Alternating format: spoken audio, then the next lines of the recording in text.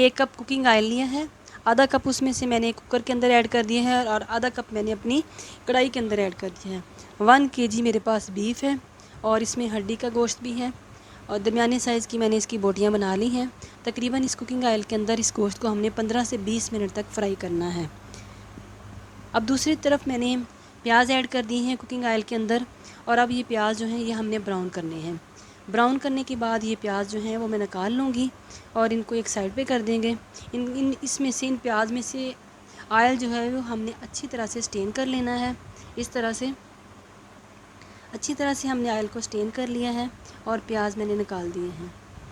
और साथ साथ हम जो अपना हमारा गोश्त है इसको भी फ्राई करते जाएंगे, साथ साथ इसके अंदर भी चमचा लगाते जाएंगे और ये गोश्त जो है ये हमने लो मीडियम फ्लेम पे फ्राई करना है इस तरह से। और हमने उस वक्त तक फ्राई करना है गोश्त को जब तक कि ये ब्राउन हो जाए। और दूसरी तरफ हमने दूसरे चूल्हे पे जो हमारा ऑयल है हमने स्टेन किया हुआ है उसके अंदर 2 टेबलस्पून लहसुन और 1 टेबलस्पून अदरक का पेस्ट ऐड कर दिया है। इसको हमने सिर्फ 1 मिनट तक फ्राई करना है, हमने इसको बहुत ज़्यादा ब्राउन नहीं करना। अब मैं इसके अंदर मसाला जात ऐड करूँगी। 1.5 टेबलस्पून सुरख मिर्च का पाउडर है, 1 टेबलस्पून इसके अंदर नमक है वो ऐड किया है। अब मैं इसके अंदर 1.5 टेबलस्पून धनिया पाउडर और 1 टेबलस्पून ज़ीरा पाउडर ऐड करूँगी। अच्छी तरह से दोबारा से इसकी अच्छी सी मिक्सिंग करेंगे और अब मैं इसके अंदर 1/3 टीस्पून हल्दी पाउडर ऐड करूँगी। ये सारे क्वांटिटी के अकॉर्डिंग ऐड कर सकते हैं।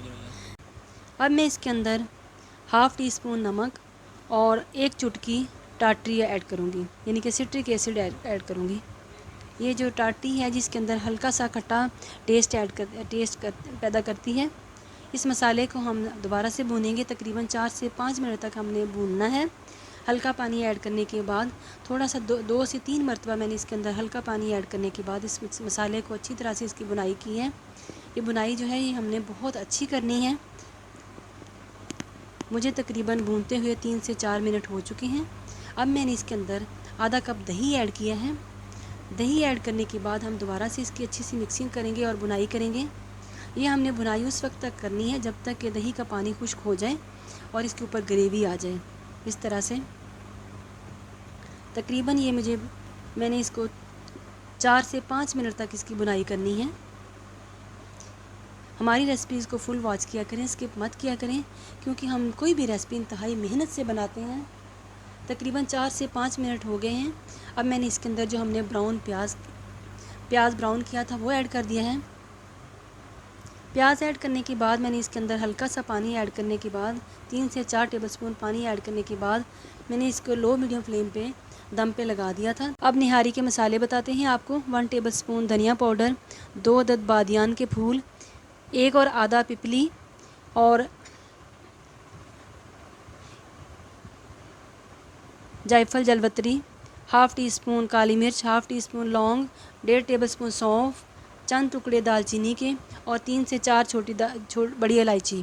ये सारे मसाला जात हमने ग्राइंड कर लिए हैं और ये वो मसाला जात हैं जिनकी वजह से निहारी कहलाती है। अब इसमें से आधा मसाला मैंने ऐड कर लिया और आधा मैंने बचा लिया है। इसके बाद ये सारा मसाला जो है उधर से हमारा गोश्त भी भून चुका है। ये मैंने सारा मसाला कुकर के अंदर ऐड कर दिया है। कुकर के अंदर ऐड करने के बाद हम दोबारा से 2 से 3 मिनट तक इसको भूनेंगे। अब हमने बहुत ज़्यादा नहीं भूनना, क्योंकि गोश्त भी भून चुका है और मसाला भी अच्छी तरह से फ्राई हो चुका है। अब हमने सिर्फ इसको 2 से 3 मिनट तक अच्छी सी मिक्सिंग करनी है। पानी ऐड करने के बाद हम कुकर को मैंने तकरीबन 12 मिनट के लिए बंद कर दिया है। 12 मिनट तक मैंने कुकर में इसको कुक करना है। उसके बाद हम चेक करेंगे कि क्या हमारा गोश्त टेंडर हो चुका है। अब हम देखते हैं। ये आप देख सकते हैं कि हमारा गोश्त जो है वो बहुत अच्छी तरह से टेंडर हो गया है। अब हम फ्लेम ऑफ़ कर देंगे। फ्लेम ऑफ़ करने के बाद मैं इसके ऊपर से ग्रेवी उतार लूँगी, क्योंकि जब हम इसके अंदर दोबारा से डालेंगे, अगर मैदा जब हमने डालना है तो ये सारी ग्रेवी जो है वो ख़त्म हो जाएगी। यहाँ पर मैंने 4 टेबलस्पून मैदा लिया है और उसके अंदर पानी के अंदर अच्छी तरह से मिक्स कर दिया है। और ये मैदा जब हम इसके अंदर डालेंगे तो हमने तेज़ी से एक हाथ से मैदा ऐड करना है मिक्सचर को, और एक हाथ से हमने चम्मच को तेज़ी से हिलाना है ताकि इसके अंदर लम्स ना बने। ये आप देख सकते हैं कि अच्छा सा मिक्स हो गया है। और अगर आप थिक पसंद करते हैं तो आपने थोड़ा सा ज़्यादा ऐड कर लेना है मैदे का और पानी का मिक्सचर, और अगर आप कम पसंद करते हैं थिक, अगर आप पतला थोड़ा रखना चाहते हैं तो फिर आप कम ऐड कर दें। ये हमने इसकी कंसिस्टेंसी जो है वो हमने देखनी है और थोड़ा थोड़ा ऐड करना है और मिक्स करते जाना है, उसकी कंसिस्टेंसी देख लेनी है। अब हम इसके अंदर क्या करेंगे, मैंने जो हमारा बचा हुआ मसाला था वो मैंने ऐड कर दिया है। मसाला ऐड करने के बाद हम दोबारा से इसकी अच्छी सी मिक्सिंग करेंगे और अब मैं इसको 10 से 12 मिनट तक के लिए दोबारा से कुक करूँगी। अब हम इसको डिश आउट करते हैं 12 मिनट के बाद। अब हम इसको डिश आउट करते हैं और आपको दिखाते हैं कि हमारी निहारी जो है वो कैसी बनी है। आप देख सकते हैं कि इंतहाई मज़े की लुक आई है। ये मैंने निहारी जो है इसके अंदर डिश आउट कर दी है और अब इसके ऊपर से हम ग्रेवी ऐड करेंगे जो हमने उतारी थी निहारी के ऊपर से, शोरबे के ऊपर से। और अब आप जो ग्रेवी है ये अपने टेस्ट के अकॉर्डिंग डाल सकते हैं। जो लोग कम ग्रेवी पसंद करते हैं वो कम डाल लें और जो लोग ज़्यादा ग्रेवी पसंद करते हैं वो ज़्यादा ऐड कर दें। इस तरह से मैंने ग्रेवी ऐड करने के बाद अब हम इसके ऊपर से अच्छी सी गार्निश करेंगे अदरक से, सब्ज़ मिर्चों से और धनिए के साथ। और इंतहाई कम टाइम में बनने वाली ये निहारी जो है आपको रेसिपी दिखाई है मैंने।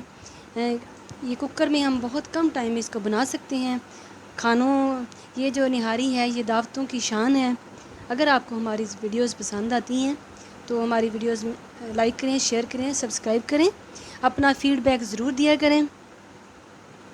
और अच्छी अच्छी सी वीडियोस देखने के लिए हमारे चैनल को सब्सक्राइब करें। ये आप देख सकते हैं कि इसको मैंने एक बाउल के अंदर डिश आउट किया है। इंतहाई मज़े की ग्रेवी बनी है। मिलते हैं नेक्स्ट न्यू वीडियो के साथ। अल्लाह हाफिज़।